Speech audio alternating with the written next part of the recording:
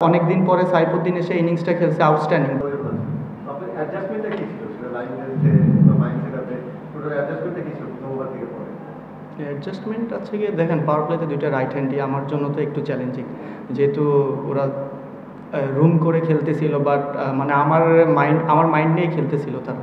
But যখন 5টা ফিল্ডারের বাইরে থাকে তখন তো একটু ভালো প্ল্যান করা যায়, বাট আমি ওই প্ল্যানটাই ট্রাই করার চেষ্টা করছি যে আমার স্ট্রেংথ যা ছিল আমি ওটার উপরেই গেছি। হ্যাঁ, দিন শেষে ভালো জায়গায় বল করছি, মিডিল ওভারে ভালো বল করাতে ওদের দেখা যাচ্ছে আরও 20-30 রান কম হয়েছে, বাট মিডিল ওভার অনেক ইম্পর্টেন্ট ছিল।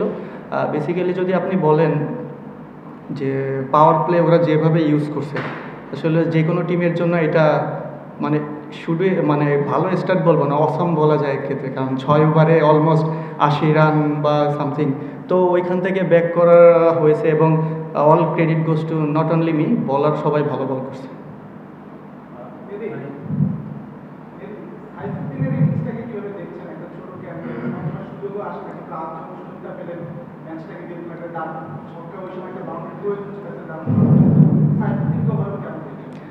আপনি যদি টু বি অনেস্ট আমারে কোশ্চেন করেন, কারণ সাইফুদ্দিন অন থাকে, রেগুলার না।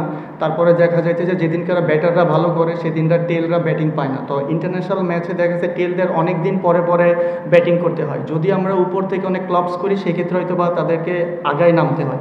তাই আমি বলবো এই জায়গা অনেক দিন পরে সাইফুদ্দিন এসে ইনিংসটা খেলছে আউটস্ট্যান্ডিং, বাট ওই প্রেশার মোমেন্ট ওই দুইটা বাউন্ডারি আমাদের জন্য অনেক ইম্পর্টেন্ট ছিল। এই ওদের যে রুল করে খেলা আমরা ফার্স্ট ম্যাচও দেখছি, আজকে আর কি আপনাদের বোলিং প্ল্যানটা কি ছিল তাদের এগেইনস্টে? প্রথম দিনও পাওয়ার প্লেটা খুব ভালো হয়েছিল, আজকে আরও ভালো হয়েছে, তারপরে কীভাবে কামব্যাক করলেন? মানে আপনাদের মানে প্রায়ার টু দ্য ম্যাচ কি প্ল্যান ছিল? প্ল্যান দেখেন সবাই সবার নিজস্ব প্ল্যান নিয়েই মাঠে আসে। আমার মনে হয় এই জায়গায় ভিডিও অ্যানালিস্ট আছে, প্রত্যেকটা বলার আছে, সবাই চিন্তা করে। বাট আপনি যদি চিন্তা করেন পাওয়ার প্লে এমন একটা জায়গা, তো এই জায়গা ভালো বল করা ডিফিকাল্ট এবং এই টাইপ কন্ডিশনে আর কি। তো হ্যাঁ, বলাররা আমি বলবো যে কামব্যাক করছে, এটা এক্সেপশনাল যে আসলে এরকম একটা স্টার্টের পরে বলাররা যাবার কামব্যাক করছে, এটা হ্যান্ডস্টপ টু বলার। লাস্ট 5 ওভারে 33 রান মতো লাগতো, সেখান থেকে যে সিচুয়েশনটা ক্রিয়েট হয়েছিল, মানে আপনি ব্যাটিং আসবেন এটা কি এক্সপেক্ট করেছিলেন, নাকি ভাবছিলেন যে তারাই শেষ করে দিয়ে আসবে? এটা এক্সপেক্টিংয়ের বিষয় না। দেখেন টি-20 খেলা, যে কোনো সময় মোমেন্টাম চেঞ্জ হইতে পারে। ওরা যেমন 6 ওভারে 80 রান করে 1 উইকেট ছিল, পরে ওরা অত রান করতে পারে নাই, বাট ক্রিকেট এমন এনিথিং ক্যান। তো সবাই প্রিপেয়ার্ড থাকাটা খুব ইম্পর্টেন্ট আমার কাছে মনে হয়। আপনি যখন উইকেট আসলেন না তখন পরিস্থিতিটা কি ছিল, বা সাইফুদ্দিনের সঙ্গে কি কথা হচ্ছিল যে আমরা চেস করার কথা? না, এমন কোনো কথা হচ্ছিল না, যেহেতু বল টু বল খেললে আমরা একটা বাউন্ডারি হলেই জিতে যাবো, এমন কোনো কনভারসেশন হয়নি যে ক্রিটিক্যাল। নর্মাল যে একটা বাউন্ডারির খেলা ছিল। দুর্দান্ত performance, congratulations, match winning performance. Asia কাপের সবশেষ 3 ম্যাচে আপনার পারফরমেন্স যদি দেখি যে 4 ওভারে 25 রান, 26 রান বা 28 রানে 2 উইকেট করে পেয়েছেন, দুর্দান্ত বোলিং ফিগার, 6 বা 7-এর মধ্যেই কোনো নেই। ওয়েস্ট ইন্ডিজে একটা ম্যাচ খেলেছে ওয়েস্ট ইন্ডিজ বিপক্ষে মাঠে, সেটা তো মনে হয় 4 ওভারে 18 রান দিয়ে 1 উইকেট, আজকেও 4 ওভার 25 রান দিয়ে 2 উইকেট।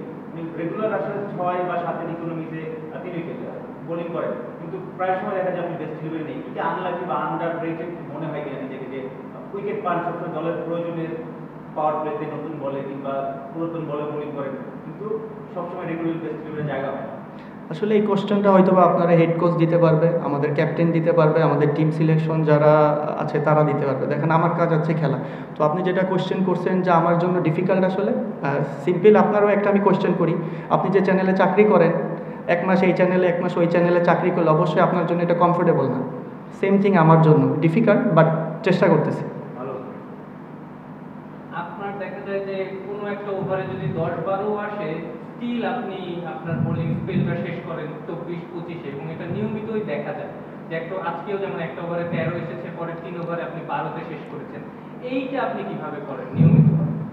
না, এটা নিয়মিত না, এটা দেখা যাচ্ছে আপনি 4 ওভার বল করলে হয়তো বা 1-2 ওভার আপনার খারাপ যাবে, বাট দেখা যাচ্ছে সেই সময় আপনার যে এক্সিকিউশন করতেছেন ওটা পারফেক্ট হয় না। বাট আফটার যে আমি 3 ওভার এক্সিকিউশন ভালো করছি, এটা এক্সিকিউশনের উপর ডিপেন্ড করে এবং অল অ্যাবাউট সিচুয়েশন কি ম্যাটার করে ওটার উপর ডিপেন্ড করে আমি চেষ্টা করি।